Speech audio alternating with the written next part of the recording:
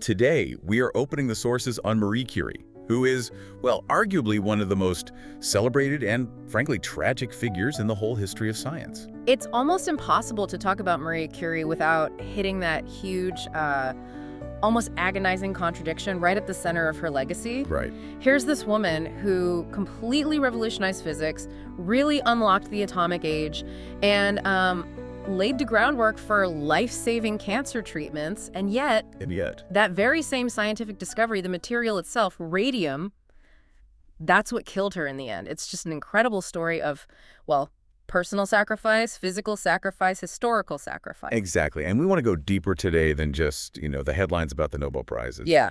Which are amazing. Of course, she's still the only person ever to win 2 Nobels in 2 different scientific fields. Physics and chemistry, yeah. Unprecedented. But our deep dive today, our mission, is really to unpack the sources, to understand her intense, almost monastic dedication to science, and the shocking resistance she faced just because she was a woman in that era. Absolutely. And then there's the slow, devastating realization of just how dangerous radiation was, not just for her, but, for the whole world she was trying to help. And if you need just one fact, one really chilling nugget to grab onto to understand the scale of her impact, think about this. Her original notebooks from the 1890s, the actual pages where she recorded her breakthroughs, they are still today so radioactive, so saturated with radium that they have to be stored in special lead-lined boxes over at the Bibliothèque Nationale in Paris. Wow. A century later, that's incredible. It really is. And anyone who wants to actually consult them has to wear protective clothing, full gear. And the truly terrifying part, the permanence of it. Because of the half-life of radium, that's the time it takes for half the radioactive stuff to decay these notebooks. Her handwriting are expected to remain dangerously radioactive for about 1,500 years. 1,500 years. Yeah. It tells you everything, doesn't it, about the invisible, relentless force she was dealing with. It's like her lingering touch is literally dangerous. And that's something we're still grappling with.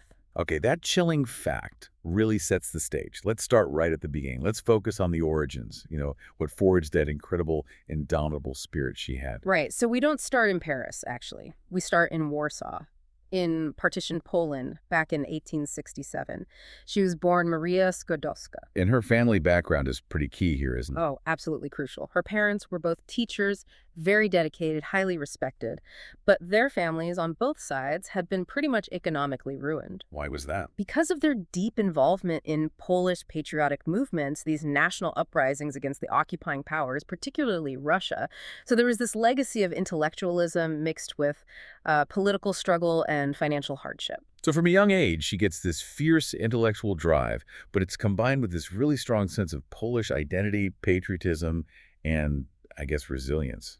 Exactly. And she excelled right away, graduated top of her class from a girls' school. I got a gold medal in 1883. But then she hits this massive wall. The barrier for women in education. Precisely. Under the Russian occupation at the time, formal higher education for women was just prohibited, full stop. So what did she do? She clearly didn't just stop. No, she found a workaround. An illegal one, mind you.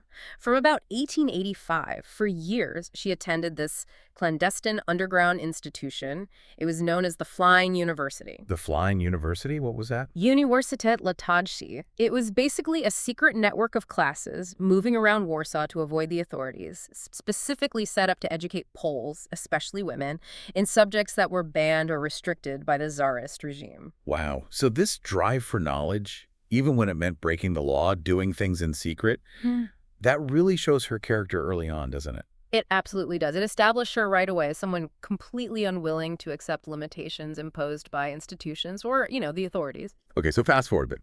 By 1891, she finally manages to make her way to Paris to study at the Sorbonne.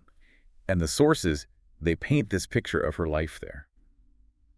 It's almost hard to comprehend now. It wasn't just like student broke. No. It was profound, sustained physical hardship, driven entirely by her absolute commitment to her studies. She scraped together the money to get there and then lived in this tiny, unheated attic room, a garret. Barely any basic comforts. How little did she have? The sources say she was living on maybe 3 francs a day. For everything. Food, rent, books, tuition, which meant often, for weeks on end, her diet was basically just bread, butter, and tea. That was it. I mean, the sources mentioned she actually became severely anemic, Yeah. even fainted sometimes. Regularly. From malnutrition, from the intense cold in her room, she often wouldn't even light the stove to save the few coins she had for, lab fees or books. Imagine trying to wrap your head around advanced physics while you're literally starving and shivering. It's just the sheer willpower is astounding. It really is. But she pushed through, focused on physics first, got that degree in 1893. Then she immediately went back for another degree in mathematics, which she earned in 1894. Why maths, too? Apparently, she reasoned it would be convenient, as she put it, for the kind of specialized scientific research she wanted to do, just incredibly focused. And it's around this time, 1894, that her life takes another major turn. She meets Pierre Curie. Yes. And Pierre was already a pretty established scientist in his own right, quite renowned for his work on magnetism, and also, crucially, with his brother Jacques, they had discovered piezoelectricity. Okay, quick sidebar piezoelectricity. Remind us what that is. Right, so piezoelectricity is this really cool phenomenon. It's the electric charge that builds up in certain solid materials, think crystals, some ceramics when you put them under mechanical stress, like squeezing or bending them. Ah, okay, so it's used in things like... Microphones, quartz watches, lighters, sensors. Lots of modern tech relies on it. Okay. So Pierre was already, a significant figure. And the connection between him and Marie, this shared passion for science, it was apparently immediate. Sparks flew, scientifically speaking. They get married in 1895. Yeah. And there's that famous story about her wedding dress, right? Yes. It perfectly sums up her whole attitude. Totally practical, completely focused on her work. She chose this dark blue outfit, very simple, for the civil ceremony. Why dark blue? Because she specifically intended to use it afterwards as her lab coat. And she did, for years. Her priorities were just crystal clear. Utility, science, the lab, no frills. So that scientific partnership becomes the launch pad for her really big breakthrough. She gets inspired by these recent discoveries. Right. Wilhelm Röntgen had just discovered X-rays, which was huge news, and then Henri Becquerel had observed these mysterious rays coming off uranium salts. And Marie decides to investigate these uranium rays for her doctoral research. Exactly. And she lands on this hypothesis, this idea that just completely shatters the scientific understanding of the time. It was truly revolutionary. Okay, let's unpack that, because this really is the core of her scientific legacy. What was the common understanding of the atom back then? Well, before Marie Curie, the dominant model, you could call it Daltonian physics, basically saw atoms as these tiny, solid, indivisible things, like miniature billiard balls. Unchangeable. Pretty much. They thought atoms could combine in chemical reactions to form molecules, sure, but the atom itself, it was considered stable, fundamental, the smallest possible unit, couldn't be broken down further. And Marie's work just blows that apart. Completely turns it on its head. She starts measuring the rays from uranium using clever instruments Pierre and his brother had developed. And she notices something crucial. The intensity of the rays didn't depend on whether the uranium was solid or powdered or in a solution. It didn't depend on temperature or light. It only depended on the amount of uranium present. Ah, so it wasn't a chemical reaction between atoms. Exactly. She hypothesized that the radiation wasn't coming from interactions between atoms, but from within the atom itself. It was an atomic property. She proposed that the atom wasn't this static, stable thing after all. It was actually undergoing some kind of spontaneous change, a disintegration. And she gives this phenomenon a name. She coins the term radioactivity, this idea that certain elements possess this intrinsic property of emitting rays because their atoms are fundamentally unstable. That's a massive conceptual leap, turning the basic building block of matter from something fixed into something that changes, decays. It's huge, and she didn't just theorize. She immediately backed it up with intense, painstaking research. She started testing every element she could get her hands on, and she found thorium also emitted these rays. Then she looks at minerals. Yes, specifically this mineral called pitchblende. It's a dark, complex ore known to contain uranium, and she makes this critical observation. Pitchblende samples were way more radioactive, like 4 or 5 times more radioactive than the amount of uranium in them could possibly account for. So something else had to be in there. Exactly, something unknown. Present in tiny, tiny amounts, but incredibly radioactive. That was the logical conclusion. And that realization kicks off this period of just unbelievable, grueling physical labor, miles away from the clean, high-tech image we have of labs today. Pierre jumps in at this point, right? He sees the potential. Well, yeah. He recognized immediately how massive this could be. He actually put aside his own research on crystals to join her full-time in this hunt for the new element or elements. And their lab. Tell us about that. It wasn't really a lab, it was more like an abandoned shed. On the grounds of the School of Physics and Chemistry where Pierre worked, one chemist who visited described it as a cross between a stable and a potato shed. Seriously. Yeah, it had a leaky glass roof, a dirt floor, terrible ventilation. It was freezing in winter, boiling in summer, just completely inadequate for delicate chemical analysis, but it was all they could get. And the raw material they were working with, it wasn't exactly pure, refined stuff either. Not even close. They needed tons of pitch blende to hopefully isolate these trace elements, and they couldn't afford refined ore. So they got this deal for pitch blende waste. The slag left over after the uranium had already been extracted at a mine in Bohemia, part of the Austro-Hungarian Empire then. They're working with literal industrial refuse. Tons of it. They arranged to get several tons shipped to their shed. They worked with it in 20-kilogram batches. And the process was less like chemistry and more like industrial smelting. How long did this take? Marie spent about 45 months, that's almost 4 years, on this incredibly arduous process, basically separating out different chemical components from this messy, complex ore residue, using huge vats, filtering, crystallizing over and over. You mentioned the stirring. Right. She wrote about spending entire days just stirring these huge cauldrons of boiling, fuming liquid with this enormous iron rod, almost as tall as she was. She'd go home completely exhausted, covered in dust and acid fumes. It was this bizarre fusion of, like, cutting-edge theoretical physics driving incredibly basic, back-breaking manual labor. The kind of work most scientists today just wouldn't even conceive of doing themselves. Absolutely not, but that immense physical and intellectual effort paid off. Big time. In 1898, they made 2 massive announcements. The new elements. First, in July 1898, they published a paper announcing they'd found evidence of a new element in the pitch blende.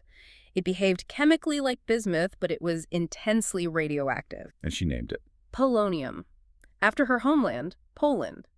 Which was incredibly significant. Remember, Poland didn't officially exist as an independent country on the map then. It was a political statement, a way to use science to draw attention to her nation's struggle. And then, just a few months later, December 1898, they announced another one, chemically similar to barium, but even more radioactive than polonium. Off the charts radioactive. This was the big one. They called it radium, from the Latin word radius, meaning ray. But finding evidence is one thing. Actually isolating it, that was the final brutal step, right? Oh, yeah.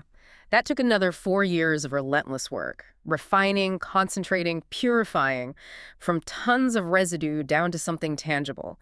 It wasn't until 1902 that Marie finally succeeded in isolating pure radium in the form of radium chloride. And how much did she get after all that work? Just 1/10 of a gram, about the size of a match head, a thimbleful maybe, from several tons of starting material. Wow. But its power was undeniable. She measured its radioactivity as being about 2 million times greater than that of uranium. It was like nothing anyone had ever seen. It even glowed faintly in the dark. An absolutely monumental achievement. Groundbreaking. So Nobel Prize time, right, 1903. But it wasn't straightforward, was it? The institutional sexism kicked in immediately. Oh, it was blatant. Initially, the nomination submitted by 4 very prominent male members of the French Academy of Sciences was just for Pierre Curie and Henri Becquerel. Marie was completely left out. Even though it was her doctoral research, her hypothesis about radioactivity, her discovery of polonium and radium, that was the core of the work. Exactly. It was her foundational work they were recognizing, yet they tried to erase her from the picture. It was pure institutionalized exclusion because she was a woman. But Pierre stepped up. He did. To his immense credit, he was furious. He wrote to the Nobel Committee and basically said he would refuse the prize entirely unless Marie's crucial contributions were properly acknowledged and she was included as a recipient. That must have caused a stir. It forced their hand. They couldn't ignore Pierre Curie threatening to reject the prize, so they reached a compromise. Marie was included, becoming the first woman ever to win a Nobel Prize, which was historic. But there was still a catch, wasn't there, in how the prize money was divided? Yes. A rather insulting one. The Nobel Committee usually splits the prize fund. They gave 1 full share to Becquerel for his initial discovery of uranium rays. But Marie and Pierre, they had to share the other half between them. So, even with the Nobels, she wasn't treated as an equal partner. Her contribution was officially valued at half of Pierre's and half of Becquerel's. Pretty much. It's a really bitter detail, isn't it? It shows that even at the absolute peak of scientific achievement, her gender meant she was still seen as somehow secondary. And that pattern of resistance, of being undervalued, it didn't stop there, did it? No, it was relentless throughout her career. Her ultimate scientific triumph, arguably came in 1911. She won a second Nobel Prize, this time in chemistry. And this one was solely for her. Yes, awarded solely to Marie Curie in recognition of her services to the advancement of chemistry by the discovery of the elements radium and polonium, by the isolation of radium and the study of the nature and compounds of this remarkable element. This cemented her unique status, still the only person, man or woman, to win Nobels in two different scientific fields. An incredible achievement. Yeah. And we should probably mention the family legacy, too. It didn't stop with her and Pierre. No way. It's astonishing. There's a total of 5 Nobel Prizes awarded just in her immediate family. Marie's 2, Pierre's 1. And then their daughter, Irene Joliot-Curie, won the chemistry prize with her husband, Frédéric Joliot-Curie, in 1935 for their discovery of artificial radioactivity. That's just a scientific dynasty, Right. rooted in that initial dedication and breakthrough. Truly a powerhouse family. Unbelievable legacy. Okay, let's shift gears a bit. Let's move into section 2 and talk about her character, her ethics.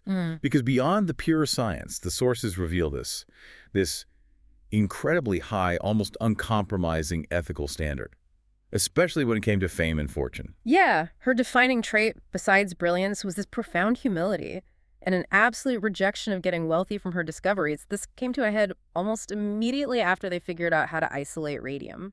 You're talking about the patent, the decision not to patent the radium purification process. What were the implications of that? That seems huge. It was enormous. The Curies, famously and very consciously, decided not to patent their method. They talked about it, and they believed that seeking profit from a scientific discovery, especially one with potential medical uses, was fundamentally against what they called the scientific spirit. So knowledge should be shared freely. That was Marie's firm belief. Scientific knowledge belonged to the world, she felt, especially if it could help people alleviate suffering. It shouldn't be locked up by one person or one company trying to make money. So they literally made a choice. They stood at a crossroads and consciously chose, as the sources say, between fortune and poverty. They did. Radium was incredibly rare and valuable. They could have become fabulously wealthy by licensing their purification technique. Instead, they published it openly for anyone to use. And that decision, it really shaped medical history, didn't it? Oh, profoundly. It massively accelerated the development and use of radium in medicine. Things like brachytherapy, where you place tiny radioactive sources directly inside or near a tumor. That whole field took off much faster because researchers and companies everywhere could start producing radium without paying exorbitant fees to the Curies. That's an incredible ethical stance. But playing devil's advocate here, knowing what we know now about the dangers and how expensive research and safety measures are, did that refusal to patent maybe, in a way, hinder their own ability to protect themselves later on? Could they have used patent income to fund a safer lab, better ventilation, shielding, things they desperately needed? That's the really difficult tension you find in the sources, isn't it? They absolutely prioritize the public good, scientific openness over their own financial security. They maintain this incredible purity of motive. But the cost. But the cost was that they continued to struggle financially. They had trouble adequately funding their own research institute, the Radium Institute in Paris. And yes, maybe more money could have bought better safety earlier. It's a tough what if. Marie consistently donated her prize money, supported students, funded other institutions. She even, with staggering integrity, paid back her original student loan from the Sorbonne once she got the Nobel money. Just incredible. That kind of purity, that rejection of fame and wealth, it earned her huge respect from her peers, didn't it? There's that famous quote from Einstein. Yes. Albert Einstein, who obviously knew a thing or two about intense fame himself, remarked about Marie Curie that she was, and I quote, "of all the celebrated beings, the only one whom fame has not corrupted." High praise indeed. Yet, despite this ethical stature, despite the Nobel Prizes, she was constantly battling just overwhelming misogyny and intense public scrutiny, just because she was a woman. We already talked about the Nobel near miss in '03. And the resistance at the Sorbonne, her own university, was just grinding. Remember, Pierre applied for a professorship in chemistry back in 1898, and despite his reputation, he was turned down. They only gave him a position after the Nobel. Pretty much. They created a special physics chair for him in 1904, basically because the Nobel Prize forced them to acknowledge his status. It showed they weren't really supporting the groundbreaking work being done, just reacting to external accolades. And then Pierre's tragic death in 1906. Run over by a horse-drawn carriage. He was only 46. The terrible accident. And the Sorbonne, perhaps feeling guilty, finally offered Marie his professorship, which made her the first woman professor in the entire 650-year history of the University of Paris. A milestone, but the fight wasn't over. Not by a long shot. The institutional doors might have cracked open, but the attitudes, they were harder to change. She faced one of her biggest public humiliations in 1911. What happened then? She put her name forward for election to the ultra-prestigious French Academy of Sciences, the Immortals, they call themselves, and she lost by one single vote. One vote. A double Nobel laureate, the leading figure in her field. Yep. The sources make it pretty clear. The Academy was this bastion of conservative male power, and they just couldn't stomach the idea of electing a woman, no matter how brilliant or decorated she was.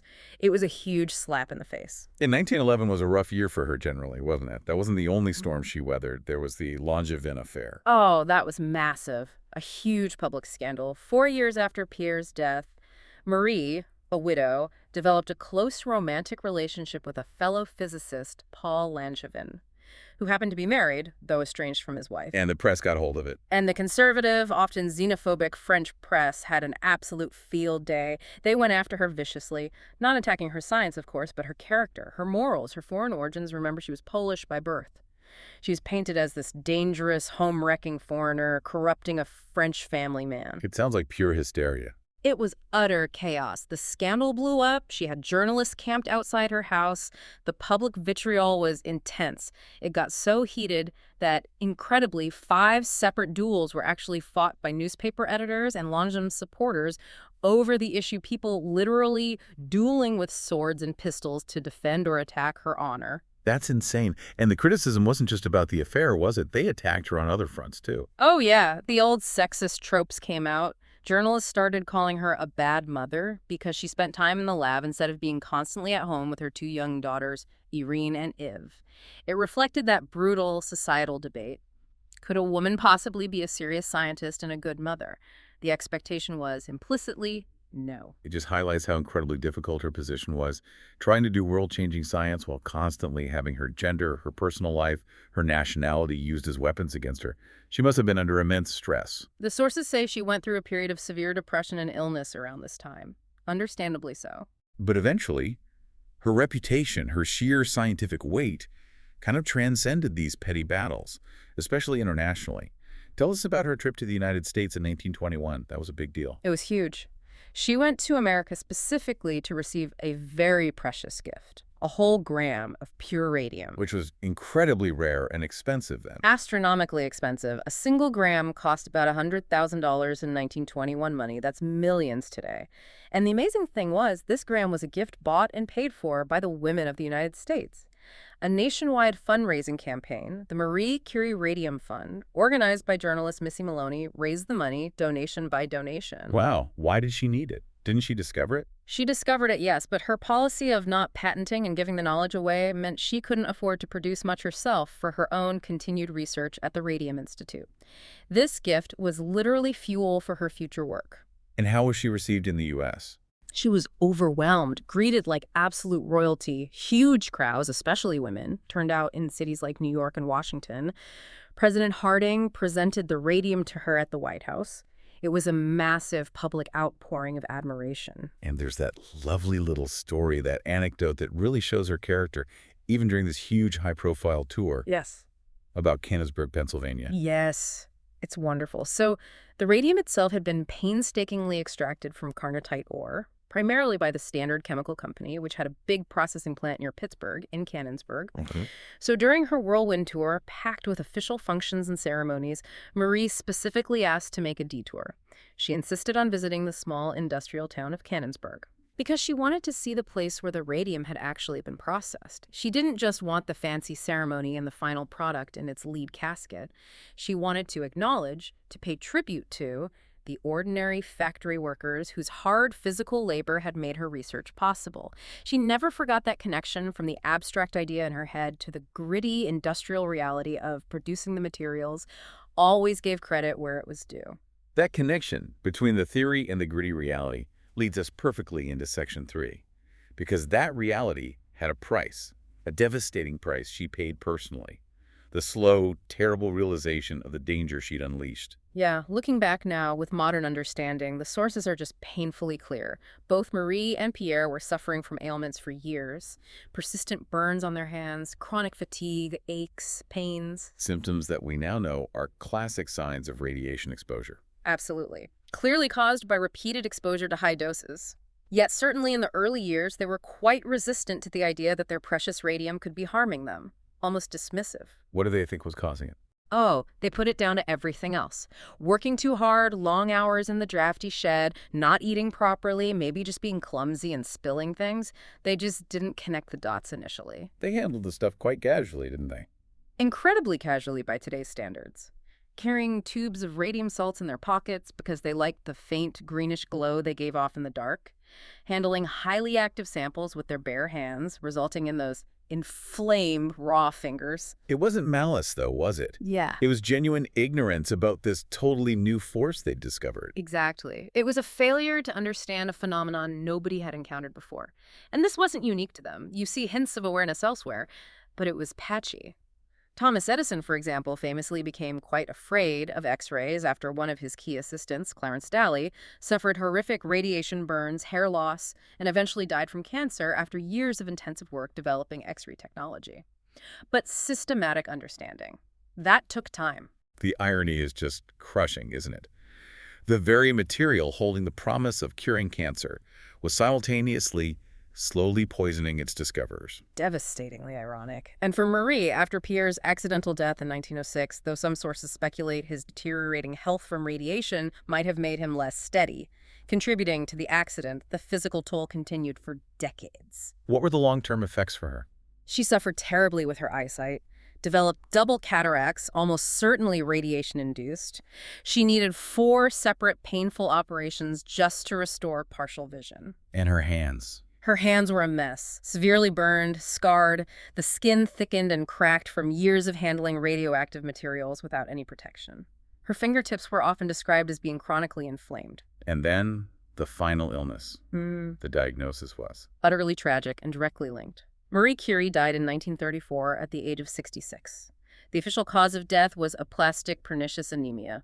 Can you explain what that means for our listeners? Basically, it's a condition where your bone marrow just fails. It stops producing enough new blood cells, red blood cells to carry oxygen, white blood cells to fight infection, platelets to clot blood.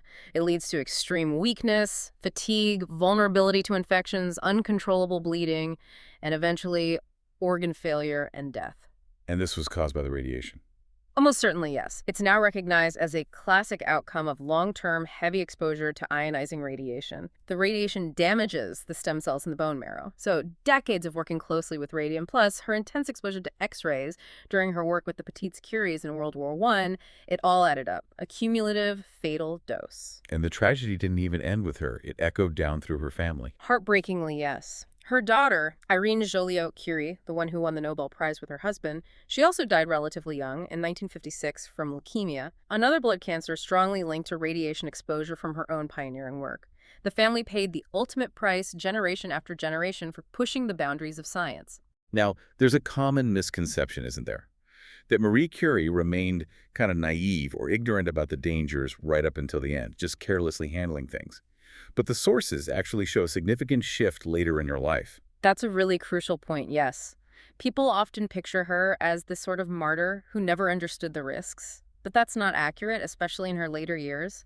She actually became a leading and quite vocal advocate for radiation safety measures and regulations. The tragic part is that this awareness came too late to save herself. So she didn't just discover the power, she also became a pioneer in recognizing and warning about the danger. Absolutely. Once the evidence started mounting and perhaps seeing the effects on herself and others, she did start implementing protective measures in her own Radium Institute. Things that seem obvious now, but were novel then. She started urging regular blood tests for researchers working with radioactive materials. She recommended things like getting plenty of exercise and fresh air, trying to mitigate the effects. And she started working with official bodies. Yes, she was actively collaborating with the French National Academy of Medicine to try and establish safety standards for handling radium, both in research and in the burgeoning medical applications. And she took this message public, didn't she? In 1929, during another visit to the U.S. She did. When she spoke publicly, like during events related to further fundraising for her institute, she made a point of heavily stressing the perils in radium. She explicitly warned that radium was dangerous in untrained hands. She insisted it should only be used by properly certified, trained medical professionals, not just anyone. Which she was actively pushing for regulation. Definitely. Back in France, she successfully campaigned for the mandatory use of lead screens to shield workers in the radium industry and for those periodic blood tests to monitor their health. So in those final years, she was absolutely campaigning for the kind of safety measures that hadn't existed or weren't understood when she began her own work. She was trying to protect the next generation. That dedication to humanity, to using her knowledge for good, even after realizing the personal cost, that really shines through, especially during World War I. Which brings us neatly into Section 4, the war effort, and then the wider, often darker societal reckoning with radiation. Right. When the Great War broke out in 1914, Marie Curie didn't hesitate. She immediately put her fundamental research on hold. She famously declared she was, quote, resolved to put all my strength at the service of my adopted country, France. And she saw a very specific, urgent need on the battlefield. Yes, she immediately understood the potential of Röntgen's X-rays for military medicine. Locating bullets, shrapnel in wounded soldiers before surgery, it could make a massive difference to survival rates. But X-ray machines were bulky, stationary things found only in hospitals. So she made them mobile. Exactly. She conceived of, designed, and then fundraised for and equipped mobile X-ray units. Basically, she got trucks, fitted them out with X-ray apparatus and dynamos for power, and created radiological labs on wheels. These became affectionately known as the Petites Curies, the Little Curies.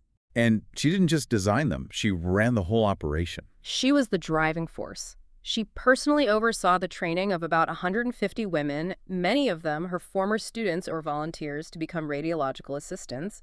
And then incredibly, she herself, along with her teenage daughter Irene, who was only 17 at the start, went out to the front lines. To the actual battlefront? To casualty clearing stations, very close to the fighting. They worked tirelessly, often under dangerous conditions, x-raying wounded soldiers day after day, helping surgeons locate embedded metal fragments precisely. That's just astonishing bravery and dedication from a Nobel laureate scientist. It really is, and the impact was immense. It's estimated that her Petites Curies provided radiological exams for over 1 million wounded Allied soldiers during the war.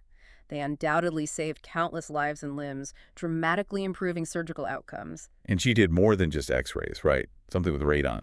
Yes. She also organized a system to collect radon gas, which is a radioactive decay product of radium from her precious radium supply at the Institute. They sealed this radon gas into tiny hollow needles. What were those used for? These radon needles could be inserted into infected wounds to sterilize tissue using the radiation. It was an early form of radiation therapy used for infection control right there in the field hospitals. She basically transformed herself from this, quiet theoretical scientist into a hands-on, frontline civilian war hero. Her wartime service really cemented the medical benefits of radiation in the public eye. But after the war, as the science became more widely understood, the industrial and commercial world saw something else, didn't they? They saw profit.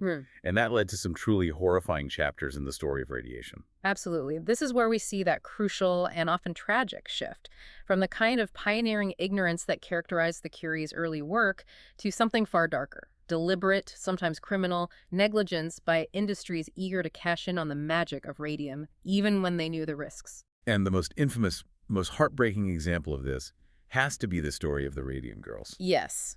It's just a horrific story, essential to understanding how badly things could go wrong when safety was ignored for profit.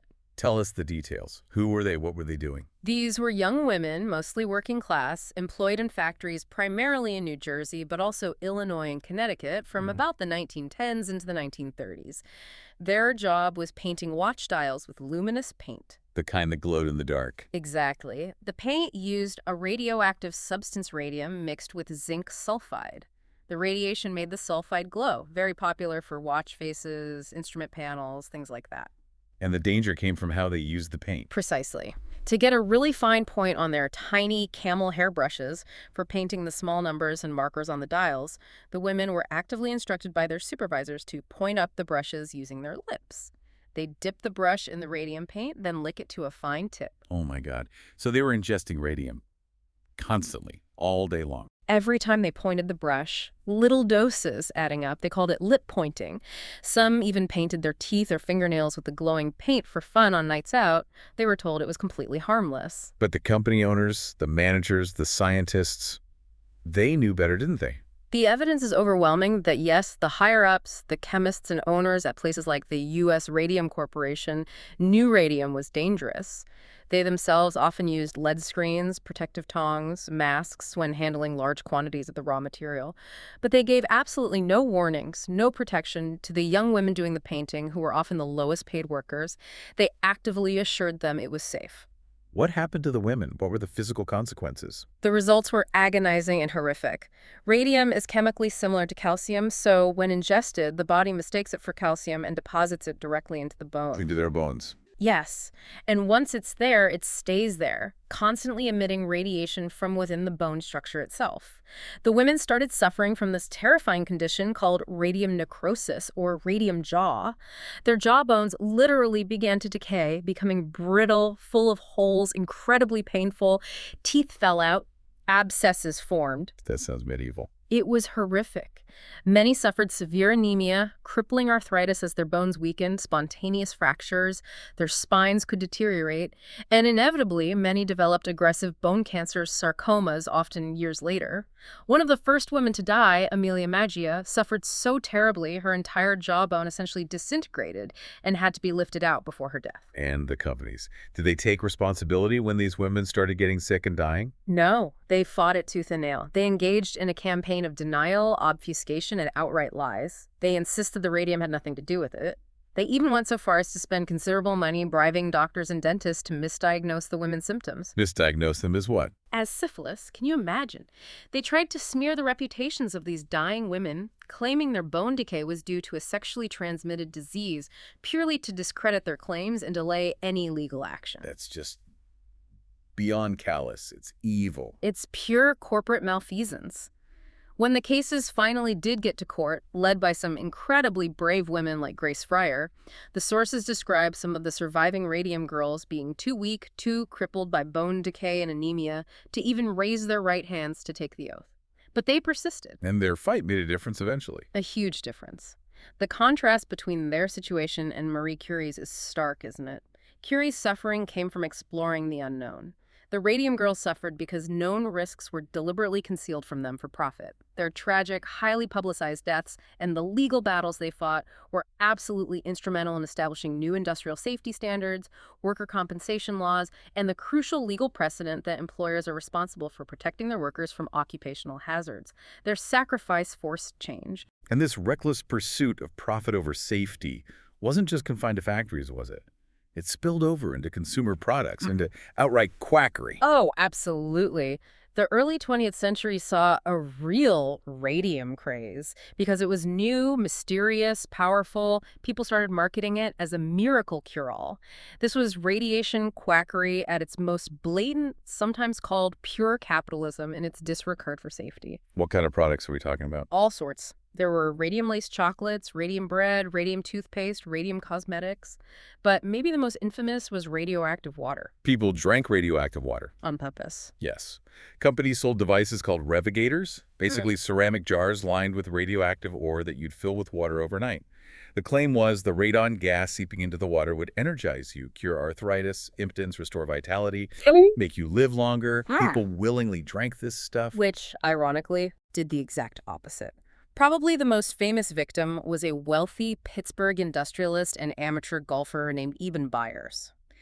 He drank huge quantities of a popular radium tonic called Radithor for several years in the late 1920s. What happened to him? He died a truly gruesome death in 1932.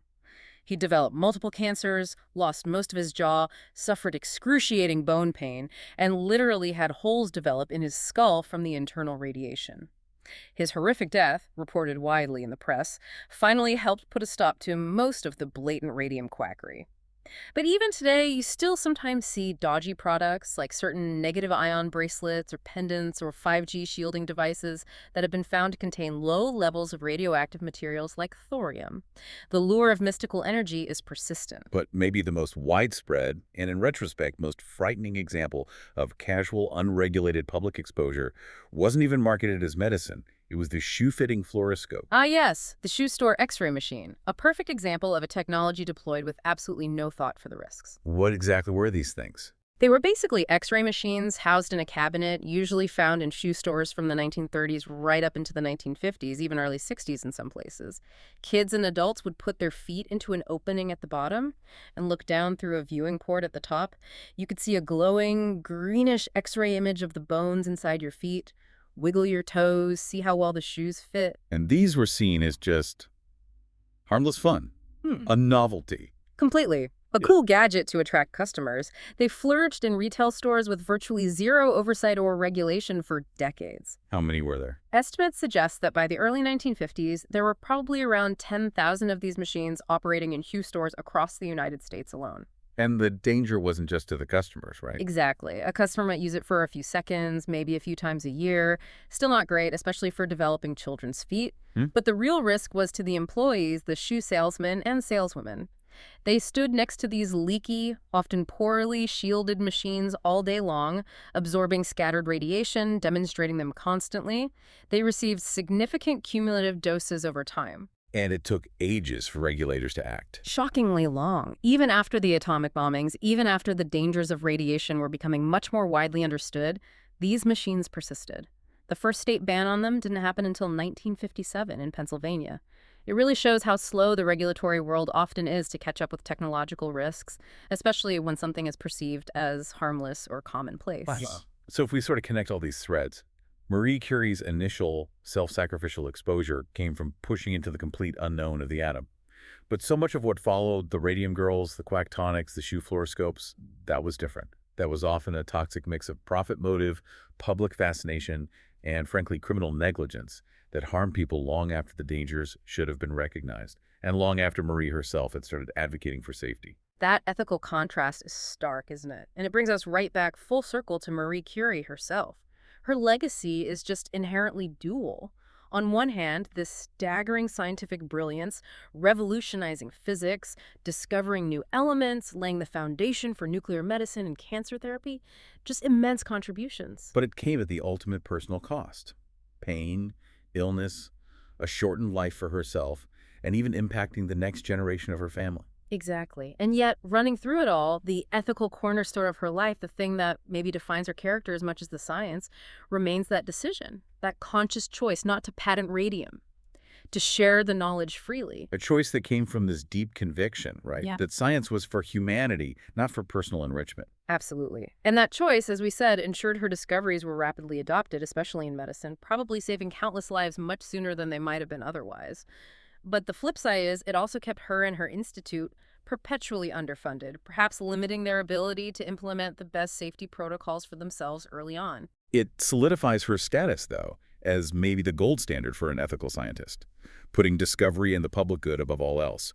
But her story, especially with that tragic element of self-exposure, it really forces us to end this deep dive with a pretty challenging, maybe provocative thought for today. Right. Marie Curie's intense dedication to open science, while incredibly noble and beneficial in many ways, also meant she, her family, her colleagues were working right at the edge of a powerful, dangerous new force without fully understanding the risks until it was too late for some of them. So, the question for us now. The question is, we live in a new era of incredibly rapid scientific advancement. Shared knowledge, open source breakthroughs in fields like, say, synthetic biology, advanced AI, genetic engineering, quantum computing. Things are moving incredibly fast. So what's the risk we might be missing? Exactly. What modern scientific frontiers, being explored with that same spirit of open collaboration and pushing boundaries, might be hiding their own silent, perilous, currently unacknowledged risks? Especially for the researchers, the technicians, the people working closest to the cutting edge today, are we asking the hard questions early enough? A question that definitely demands some critical thought, long after we finish this conversation. Yep. As we close this deep dive on Marie Curie, the hero, the pioneer, the sacrifice, and maybe the ultimate cautionary tale written in lead boxes and glowing radium. Thank you so much for guiding us through these powerful and often difficult sources today. It was my pleasure. It's an essential story to keep telling. Indeed it is. We'll see you next time on The Deep Dive.